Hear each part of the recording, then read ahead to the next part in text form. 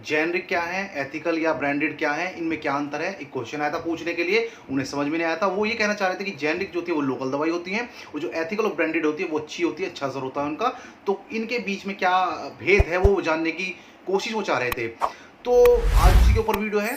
तो मैं आपको बता दूं, देखिए जेनरिक और एथिकल दोनों ही कंपनी की दवाई है भाई। पहला तो मन से ही निकाल दीजिए कि आप जो सोच सके कि जेनरिक नकली है और एथिकल या ब्रांडेड आपकी अच्छी कंपनी की है, तो फिर भाई वो बड़े रिजल्ट देंगे। ऐसा कुछ नहीं है, दोनों ही अच्छी कंपनी की होती हैं, वो भी जेनरिक भी कंपनी की होती है, और रिजल्ट भी उनका सेम ही होता है। अब कैसे होता है वो समझ लीजिएगा। सपोज कीजिए कि एक सर दर्द की एक मैं दवाई बनाना चाह रहा हूँ। मैं एक कंपनी खोली है मैंने, और किसी को सर दर्द रहता है, तो मैंने एक दवाई बनाने की कोशिश की। ऐसी दवाई बनाने की कोशिश की कि वो सर दर्द को खत्म कर दे जल्द ही, अच्छे से अच्छा रिजल्ट रहे, कोई उल्टी वगैरह दस्त वगैरह ना लगे उसे खा करके, साइड इफेक्ट ना हो, अच्छा रिजल्ट दे, दर्द वगैरह ठीक हो जाए जल्दी से। तो मैं उस पर काम करना शुरू करूंगा। मैं बहुत सारी जानकारी इकट्ठी करूंगा पहले तो, कि भाई कौन सी गोली बनानी चाहिए ताकि सिर का दर्द ठीक हो जाए, कितनी मात्रा उसकी लूँ, बहुत सारी चीज़ों की जानकारी लेनी होती है, बहुत सारे रिसर्च करने होते हैं हमें। फिर क्या होता है, हमें करने होते हैं बहुत सारे टेस्ट। पहले एनिमल ट्रायल, खरगोश पे कर दिया, बंदर पे कर दिया, चूहों पे कर दिया, इसका असर क्या है, वहां पर परफेक्ट हो गया, ठीक हो गया रिजल्ट। काफी टाइम लगता है इसमें, ये नहीं कि चूहे को गोली दे दी, पहले आधी गोली देके देखेंगे, फिर पूरी गोली देके देखेंगे, अलग अलग मात्रा देके देखेंगे भाई। ऐसा नहीं है कि बस एक गोली दी और ट्रायल हो गया, ऐसा नहीं, बहुत टाइम लगता है इन चीजों में। उससे हट करके फिर आते हैं ह्यूमन ट्रायल पर, यानी कि फिर इंसानों पर। महिला है, पुरुष है, बच्चा है, बूढ़ा है, जवान है, सभी को उसमें बांटा जाता है कैटेगरी में। वहां टेस्ट किए जाते हैं इस दवाई के ऊपर कि काम कैसा करे, कितनी दवाई देनी पड़ेगी। बोलते हैं ना, कोई 2 mg की टैबलेट होती है, कोई 100 mg की टैबलेट होती है। किसी 2 mg की टैबलेट खाकर ही चक्कर आ जाते हैं, किसी की 100 200 डोलो 650 खाते हैं 650 mg में, उसमें कोई दिक्कत नहीं होती। तो मात्रा का भी प्रभाव पड़ता है, तो इसकी जांच की जाती है, पूरी क्लिनिकल ट्रायल किया जाता है। फिर इसके बाद क्या काम करना होता है, जिससे मैं सफल हो गया, मैंने वो दवाई बना ली, ह्यूमन ट्रायल कर लिया, एनिमल ट्रायल कर लिया। अब मैं बोलूंगा कि जी मुझे इसका पेटेंट चाहिए, मैं पेटेंट कराऊंगा इस दवाई को, ताकि इसके अलावा कोई दवाई को ना बना सके, मुझे ही अधिकार मिले। भाई मैंने ही तो खोज किया ना इस दवाई की, तो इस दवाई को सिर्फ मैं ही बनाऊंगा, कोई नहीं बना सकता। तो पेटेंट करा लेते हैं दवाई को। इसका जो समय होता है पेटेंट का, वो होता है 20 साल का। जब कोई कंपनी पेटेंट कराती है किसी दवाई को, तो 20 साल तक उसे अनुमति होती है कि आप ही इस दवाई को बनाओगे, और कोई कंपनी नहीं बनाएगी। 20 साल तक नहीं बना पाएगी कोई कंपनी, दूसरी नकल नहीं कर पाएगी। 20 साल तक मैंने वो दवाई बनाई, अब मेरा जो पेटेंट का मुझे लाइसेंस मिला था वो कैंसिल हो जाता है, अब वो रिन्यू नहीं होता है।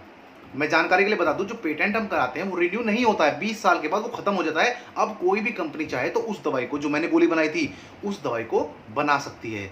तो जो 20 साल बाद कंपनी दवाइयां बनाती हैं मेरे से अलावा, मैंने तो बना ली, 20 साल मैंने बेच भी ली, अब मेरे से अलावा जो दूसरी कंपनियां बना रही है वो कंपनियां कहलाती हैं जेनरिक कंपनियां।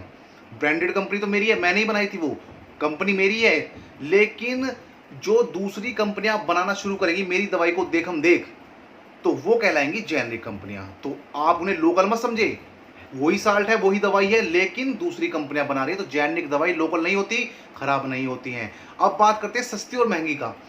देखिए, जब ब्रांडेड कंपनी, मेरी कंपनी, मैंने कितना खर्चा किया, पहले मैंने टेस्ट किए, मैंने ह्यूमन ट्रायल किए, मैंने एनिमल ट्रायल किए, मैंने बहुत सारी चीज़ों को रिसर्च किया, तब जाकर दवाई बनाई। फिर क्या है, मैंने पेटेंट कराने के लिए पैसे दिए, खर्चा बढ़ गया ना। फिर उसके बाद क्या होगा, आपने देखा होगा कि ऐड कराने पड़ते हैं, बड़े बड़े टीवी पर विज्ञापन आते हैं, बहुत सारी कंपनियों के ऐड आते हैं टीवी पर, उनके पैसे कहाँ से आएंगे। अच्छा, जैसे एमआर होते हैं, वो आपने देखे होंगे, वो दवाई का एक मतलब फाइल से लेकर आते हैं दवाई की, और वो बोलते रहते हैं हमसे, डॉक्टर से, कि सर ये वाली दवाई चला दीजिए, बहुत अच्छा रिजल्ट है, ये दवाई चला दीजिए। मेरे पास भी आते हैं। तो एमआर को खर्चा कौन दे रहा है, वो जो एमआर कंपनी का नाम बता रहे हैं आके, तो उनका खर्चा कौन दे रहा है भाई, वो भी कंपनी देगी। तो कितना सारा खर्चा हो गया। अब वो कंपनी क्या काम करेगी, दवाई का रेट ज़्यादा बढ़ा देती है ताकि उसका खर्चा निकल सके। आप किसी साड़ी की दुकान पर गए हो तो आपने एक चीज़ नोट करी होगी, किसी भी कपड़े वाले की दुकान पर वो कोल्ड ड्रिंक ला कर रख देते हैं आपके पास, लीजिए सर कोल्ड ड्रिंक पीजिए, लीजिए सर चाय पीजिए, लीजिए सर पानी पीजिए। तो वो जो खर्चा है ना कोल्ड ड्रिंक का, वो साड़ी में, कपड़ों में पहले जोड़ दिया गया है। बड़ी बड़ी लाइटें लगी रहती हैं, एसी लगे रहते हैं, उनका खर्चा कौन निकालेगा, उनका खर्चा भी आपसे ही लिया जाएगा। वो बस ये ना हाथ की सफाई वाली बात है, आपसे ही लिया जाएगा उसका खर्चा। तो दवाइयों का खर्चा कैसे निकालेंगे भाई हम, जो विज्ञापन है ये या कुछ हम ऐड करा रहे हैं, वो आपसे ही ले जाएंगे रेट बढ़ा करके दवाई की। अब एक चीज और आती है यहाँ पर, दो कैटेगरी में हमने बांट दिया, जेनरिक और एथिकल, यानी जेनरिक और ब्रांडेड कंपनी। लेकिन एक और होता है प्योर जेनरिक, तीसरे नंबर पर आता है। प्योर जेनरिक क्या है भाई, प्योर जेनरिक वो होता है जिसमें कंपनी का नाम भी नहीं होता। देखिए मैंने क्या कहा, ब्रांडेड कंपनी वो हुई जिसने बनाया, मान लिया सिप नाले कोई चीज बनाई, ब्रांडेड कंपनी हो गई। 20 साल बाद रैनबैक्सी ने उसकी देखम देख दवाई बनाई, वो हो गई जेनरिक कंपनी। कंपनी है वो। अब प्योर जेनरिक क्या होती है? जैसे आपने देखा होगा, अस्पतालों में गए होंगे सरकारी में, वहां पर बस सरकार का नाम लिखा रहता है, उत्तर प्रदेश सरकार, मध्य प्रदेश सरकार, लेकिन दवाई का नाम नहीं होता है। सिर्फ लिखा रहता है paracetamol 325 mg, paracetamol 500 mg, paracetamol 650 mg, लेकिन कंपनी का नाम नहीं होता। अस्पताल की सरकारी जो दवाइयां होती हैं उन्हें चेक कीजिएगा, कैल्शियम की मिलती है, आयरन की मिलती है, डॉक्सीसाइक्लिन है या फिर मिथाइल प्रेडनिसोलोन है, इनमें क्या होता है वो नाम नहीं रखते हैं, वो डायरेक्ट साल्ट के नाम पर बेचती हैं। लेकिन अब बात करें कि असरकारक कौन सी होती है, प्योर जेनरिक या फिर ब्रांडेड, भाई सारी ही असरकारक होती हैं। मैंने बताया ना कि मैंने पैसे ज़्यादा कर दिए दवाई के, क्योंकि मुझे खर्चा ज़्यादा लगा था, उसमें ब्रांडेड कंपनी थी। जेनरिक को ऐड नहीं कराने थे, उसने थोड़े कम कर लिए, और प्योर जेनरिक को तो बिल्कुल ही कोई मतलब ही नहीं होता है, कोई एडवर्टाइज होता ही नहीं, वो तो सरकारी अस्पताल में फ्री में ही इस तरह से मिल जाती हैं, तो वो होती है प्योर जेनरिक। तो आपने समझ लिया होगा जेनरिक, एथिकल, ब्रांडेड जिसे बोल देते हैं, या फिर प्योर जेनरिक में अंतर क्या है। यही अंतर है इसमें, यही इसी वजह से सस्ती महंगी हो सकती है ये।